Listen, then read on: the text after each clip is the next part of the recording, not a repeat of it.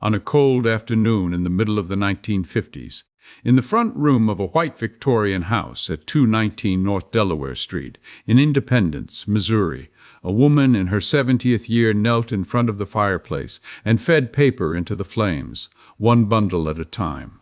The bundles were letters. Decades of them, tied with string, and she worked through them the way she did everything, without hurry and without explanation. Her husband came into the room and understood at once what she was doing.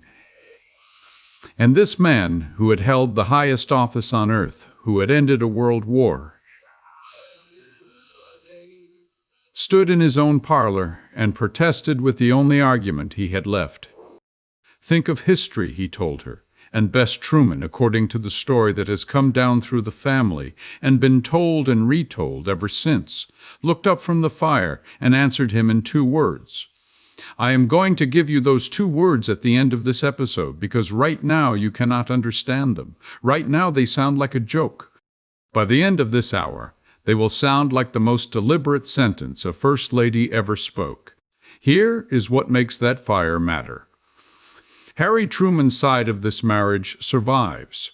An enormous correspondence running from 1910 to 1959, preserved, catalogued, published for anyone to read. Bess Truman's side is ash. One of the longest courtships and marriages in presidential history speaks to us in a single voice, and it speaks that way because the other voice chose, patiently and over years, to erase herself from the record.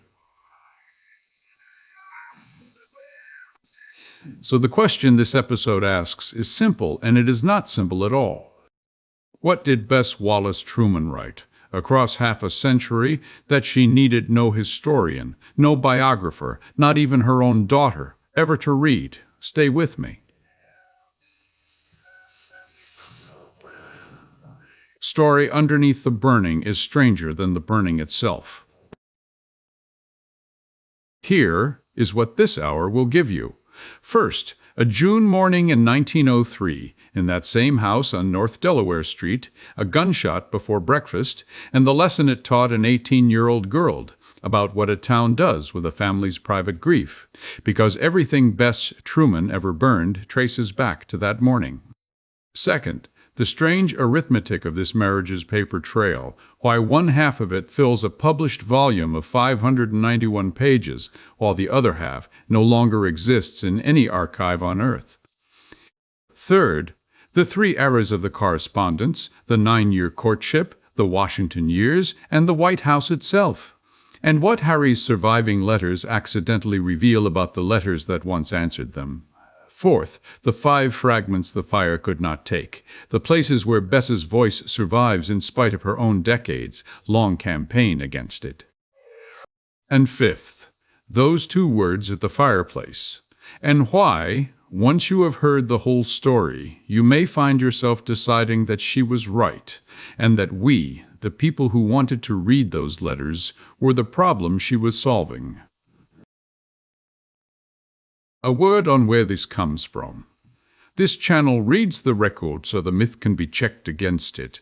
And for this episode, the record means, above all, the published edition of Harry's letters to Bess, edited by the historian Robert Ferrell and brought out by Norton in 1983 under the title Dear Bess.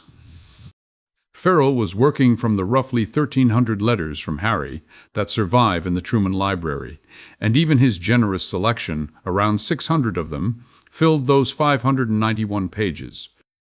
Alongside Ferrell sits the biographical scholarship on Bess Wallace Truman, a life that ran from February of 1885 to October of 1982, including the biography her own daughter Margaret published in 1986, a book written, as we will see, around a hole its author could not fill.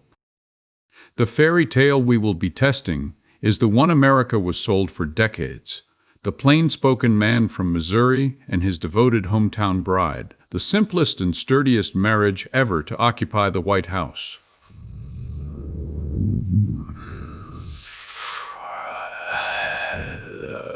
The fairy tale is not exactly false. That is what makes this story so strange. Begin in Independence, Missouri, at the turn of the century, because Bess Wallace, at 18, was not the silent, gray-haired woman the newsreels would later show you. She was, by every account the town left behind, its golden girl. The best tennis player in Independence, the best third baseman in the neighborhood sandlot games, according to the stories her daughter later collected, a distinction almost unheard of for a girl of her class. A horsewoman, an ice skater, an athlete, quick and confident in a way girls of her era were rarely permitted to be, finished at the fashionable Barstow School in Kansas City, where she studied French and rhetoric and made the kind of friendships that last a lifetime. Her father, David Wallace, was one of the handsomest and best-liked men in Jackson County, a courthouse official with a charming manner, a beautiful wife from the wealthy Gates family, and a fine house. Her grandfather, George Porterfield Gates, was a partner in the Wagoner Gates Milling Company, whose Queen of the Pantry brand sat in kitchens across the Midwest, and it was Gates' money that built the great house at 219 North Delaware. That was the portrait. Underneath it, the private reality had a different shape. David Wallace was drowning, in debts he could not settle, and by most accounts, in drinking he could not stop. A man whose salary never came close to the style his marriage demanded, and the effort of holding the portrait steady was costing him more each year. Early on the morning of June 17, 1903, while the household was beginning its day, David Wallace took a revolver into the bathroom of the family home and shot himself. He left no note. He was 43 years old. Her childhood friend, Mary Paxton, who lived next door and would grow up to become the first woman to graduate from the University of Missouri's journalism school, was sent over that morning, and she remembered for the rest of her life what she found. Bess pacing the backyard with her fists clenched, dry-eyed, saying almost nothing, walking back and forth as if she could wear the morning out of the ground. And what happened next is the part that formed her. Because in a Missouri town in 1903, a suicide was not a private tragedy. It was a public event. It was reported in the papers. It was discussed on porches and after church. The Wallace family's inmost catastrophe became, overnight, community property, and the shame attached to self-destruction in that era did not fall on the dead man alone. It fell on his widow, Madge Gates Wallace, who took her children away to Colorado Springs for the better part of a year to escape the talk, and then came home to her parents' mansion at 219 North Delaware Street, and, in every meaningful sense, never came back out. Madge would live under that roof, fragile, dependent, presiding over her grief, for the next half-century, cared for by her eldest child to the very end, and the end came, in one of history's stranger symmetries, in December of 1952, in the White House itself, where she died as the live-in mother of the First Lady. And the shame fell on that eldest child, the 18-year-old girl who now had to run a wounded household while the town watched, who put away, one by one, the tennis trophies and the easy laughter of the Golden Girl. The biographers of Bess Wallace Truman trace her famous reserve, that fortress temperament the White House press corps would one day find so impenetrable, directly to that morning. She had learned at 18 in the cruelest possible classroom what happens when the inside of a family is dragged into the light. The lesson had a second clause, too, and it is the one people miss. It was not only that the town talked, it was that the town never stopped. 50 years later, Independence still remembered how David Wallace died. A private catastrophe, once released, has no expiration date. Hold that in your mind.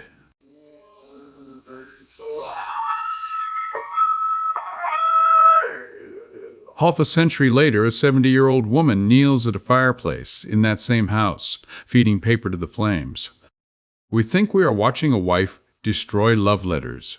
We are watching a daughter make certain that no private Wallace sentence will ever again be read aloud by strangers. Now the arithmetic, because the lopsidedness of this record is not an accident of time. It is the fingerprint of two opposite temperaments. Harry Truman was a writer the way some men are talkers. A farm boy fitted with thick, expensive spectacles before he was 10, banned by his own caution from the rough games of other boys.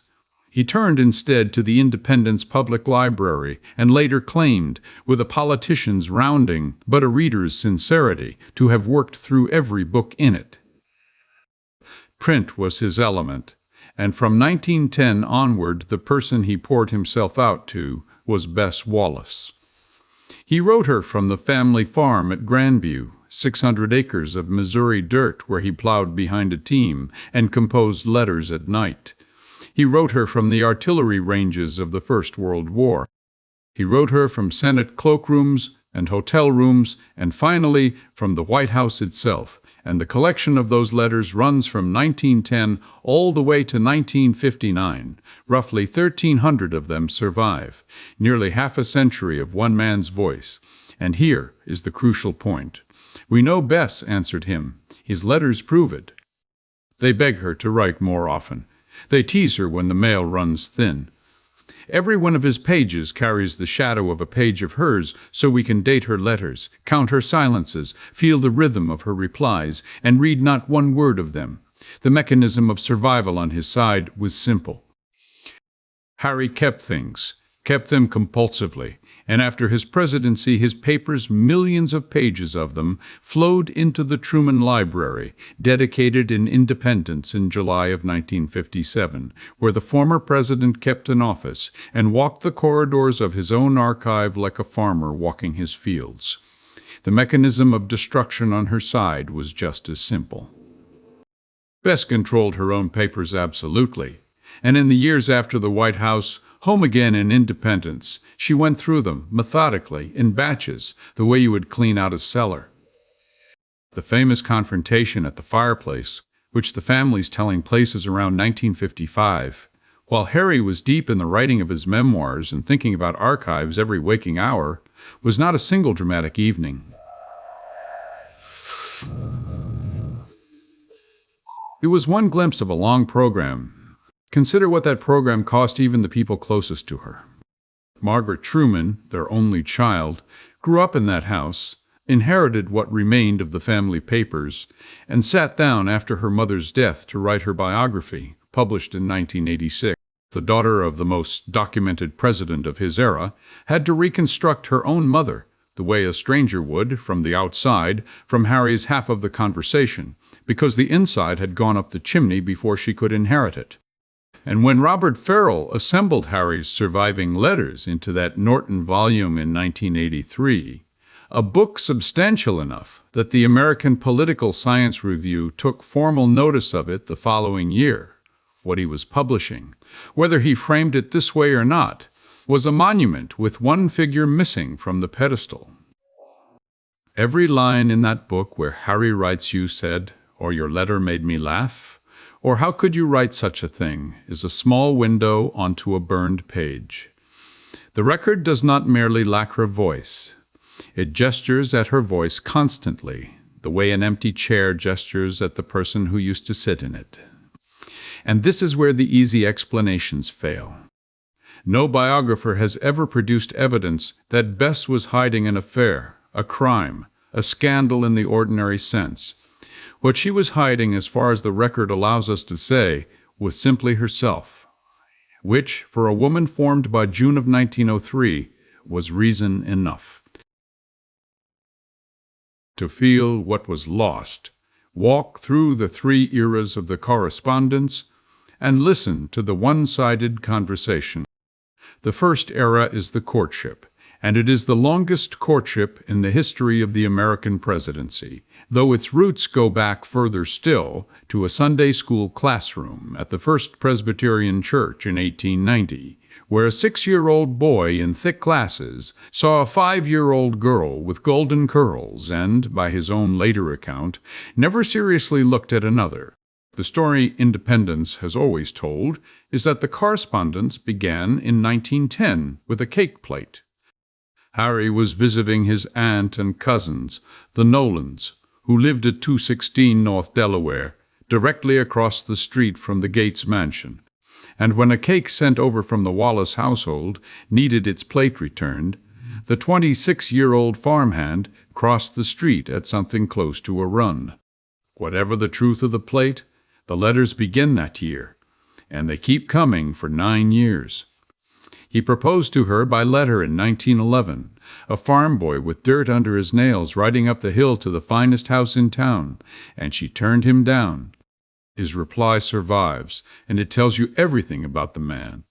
Because instead of retreating in wounded pride, he wrote back that she had turned him down so easily that he was almost happy anyway, and he kept writing.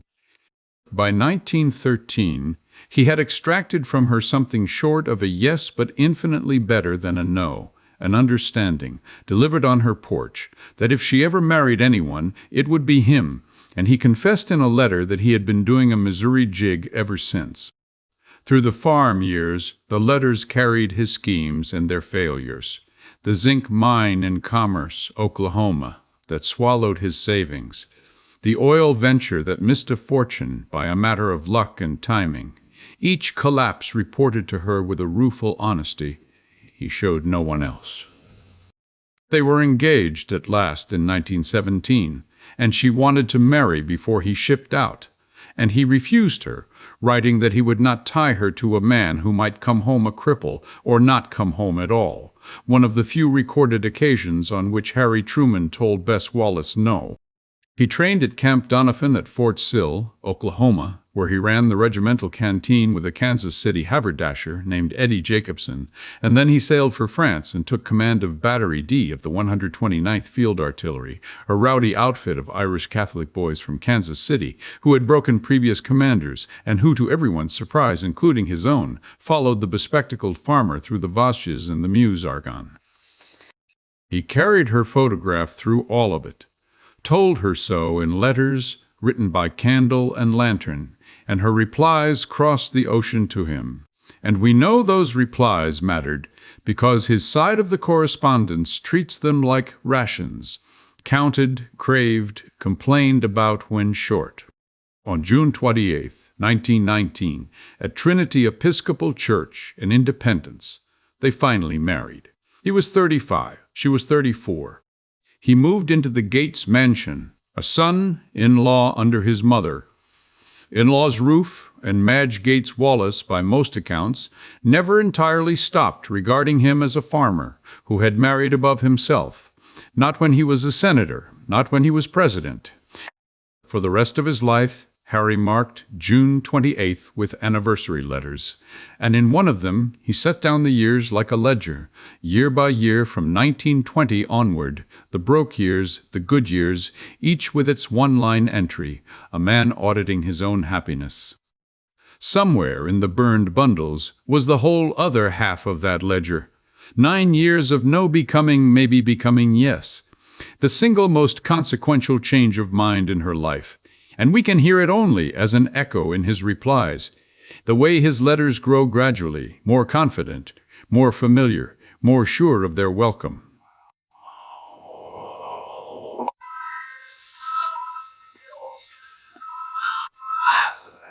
The second era is Washington. When Harry entered the Senate in 1935, carried there by the Pendergast machine, and spending his first years living down the association, the marriage became a commuter marriage for long stretches, Bess and Margaret spending months of the year back in Independence, and the letters resumed their old duty, carrying the household between two cities. These are the years when Harry's dependence on her stops being romantic convention and becomes something closer to governance. He put her on his Senate office payroll at $4,500 a year, a real salary in that Washington, and when critics sneered when the Republican Congresswoman Claire Booth Luce hung the nickname Payroll Bess on her during the 1944 campaign,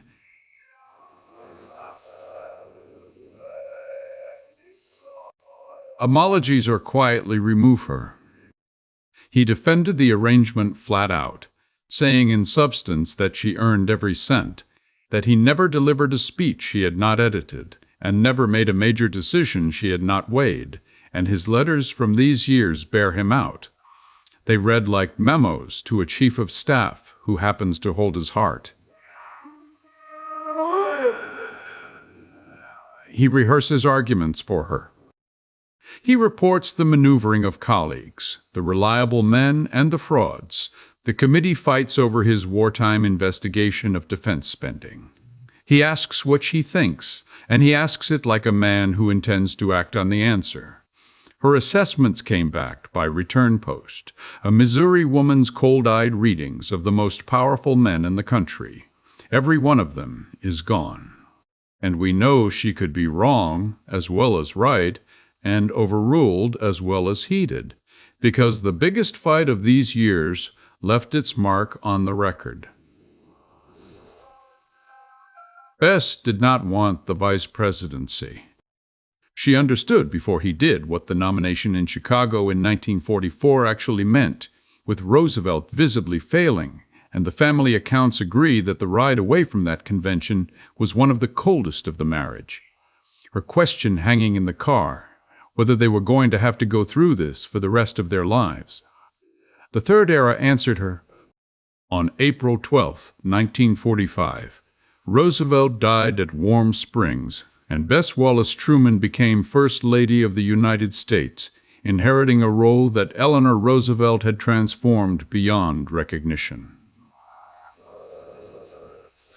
Eleanor had held 348 press conferences, open to women reporters only, forcing the wire services to hire them. She wrote a syndicated newspaper column, My Day, 6 days a week. She had made the First Lady a public office. Bess shut it down. The press conferences ended, all of them at once.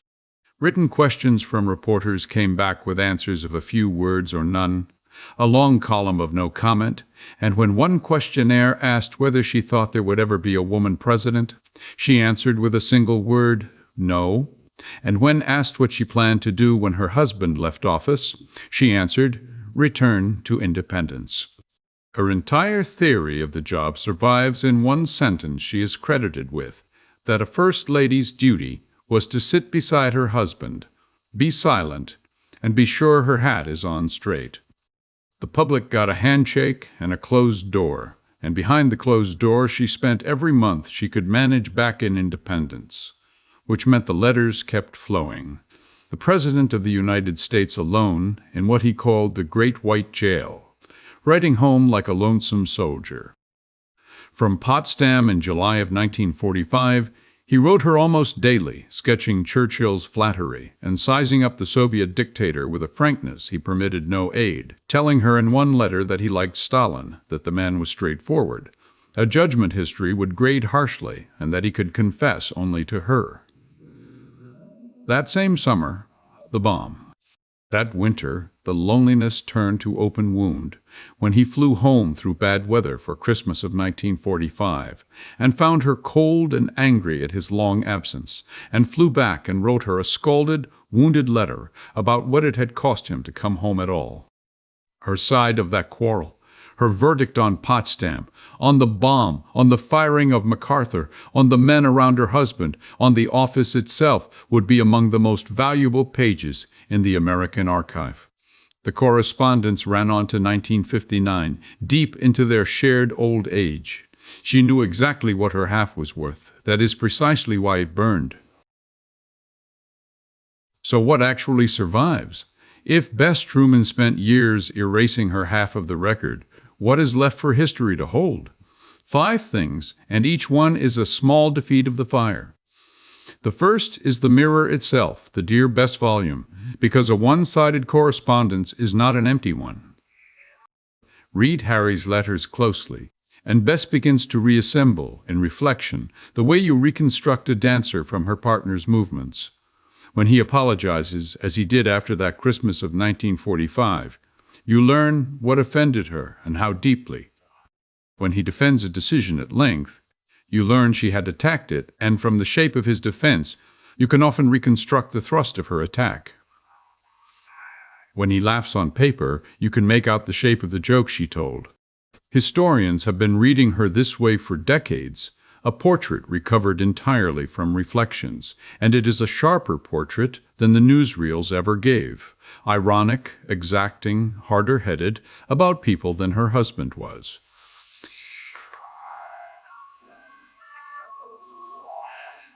1910 to 1959. Sit with that span for a moment. This correspondence lasted 49 years, from a borrowed cake plate to the threshold of their 70s, through 2 world wars, a depression, a presidency, and the hydrogen bomb, and the persistence itself is testimony no fire can reach. Whatever else that marriage was, it was a conversation that never stopped. The third fragment is the gaps, and this is the strangest evidence of all. Where Harry's letters fall silent, it is almost always because they were under the same roof, so the very holes in the archive are a map of their togetherness. The dense years of paper are the farm years, the war, the Senate separations, the White House months she spent in Missouri. The thin years are the years of shared breakfasts. The paper marks the separations. The silences mark the marriage. The fourth fragment is the house. 219 North Delaware Street stands today as the Harry S. Truman National Historic Site, kept much as they left it, his hat still on its hook, the kitchen with its worn linoleum, the same rooms where David Wallace died on a June morning in 1903, where Harry came courting with a cake plate in 1910, where a president took his coffee, and where the bundles went into the flames. The stage survived the play, and you can walk through it. And the fifth fragment is the ending, because Bess outlived Harry by a decade, from his death on December 26, 1972, until her own on October 18, 1982, dying at 97, the longest-lived First Lady the country has ever had. Publishers would have paid handsomely for her memoirs. Historians at the library across town would have received anything she chose to give. She had the time, the clarity, and the absolute authority to change her mind, to leave a memoir, to release what remained. She gave the occasional dry interview, tended her bridge club, watched her ball games, and stood guard. The erasure was not an impulse. It was a policy, executed to the last day of a very long life, and she was buried beside Harry in the courtyard of his library, resting for eternity in the middle of the one archive she had made sure could never hold her. Which brings us to the reading of this story almost nobody offers, and it is the one I want to leave in your hands. We keep calling what Bess Truman did destruction. Consider calling it authorship. She had watched from the closest possible seat what the modern presidency did to a wife's interior life, how Eleanor Roosevelt's every sentence became national property, quoted, argued over, weaponized by enemies, owned by strangers, how even Eleanor's private griefs ended up in print. She had learned in 1903 that the public does not borrow a family's private pages. It keeps them, and it rereads them forever, and it hands them down. And so the one text Bess Truman composed for history was a deliberate blank, an ellipsis half a century wide, placed exactly where the world's hand was reaching.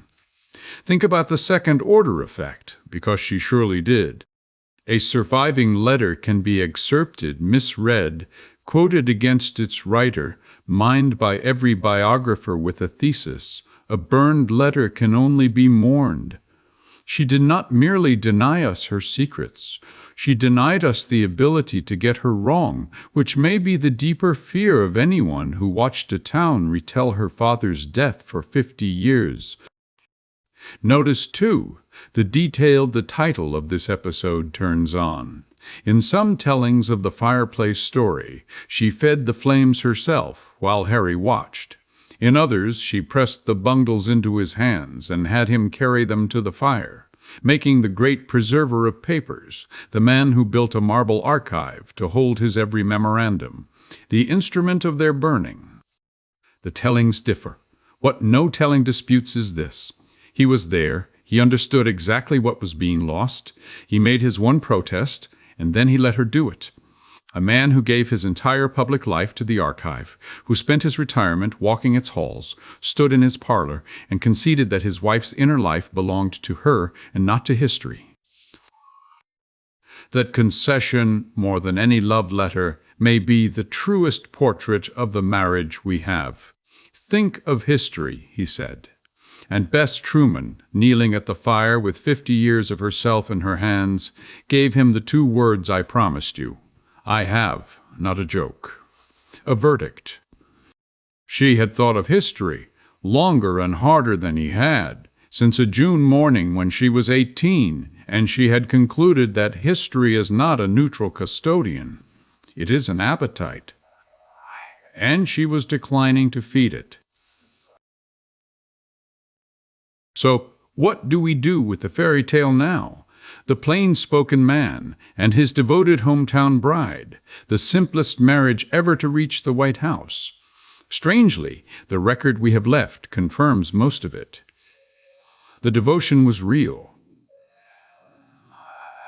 49 years of letters is not a performance, and no one performs for an audience they intend to burn. But underneath the simple story sits the harder thing. A marriage built on a negotiated silence. A wife who paid for her husband's public life with the systematic erasure of her own. And a husband who honored the price, even at the cost of the history he loved. And we should be honest about our own place in this. The reason those burned letters feel like a loss is that we wanted to read them. We are the appetite she was thinking of. We built an industry out of opening the drawers of famous marriages, out of publishing diaries their writers locked and letters their writers sealed, and Bess Truman, alone among the women of her station, saw us coming 50 years early and left us a locked room and a fire. The portrait America hung in its memory shows a silent, gray-haired woman standing behind a bold little man from Missouri. Turn the portrait over, and you find the bolder act was hers. If this hour changed the way you see the quietest First Lady in American history, subscribe and turn on notifications, because the next portrait we turn over belongs to Mamie Eisenhower and to the wartime separation that tested her marriage before the world ever called her husband Ike. Leave a like if the 2 words at the fireplace will stay with you the way they have stayed with me, and I will see you at the next portrait.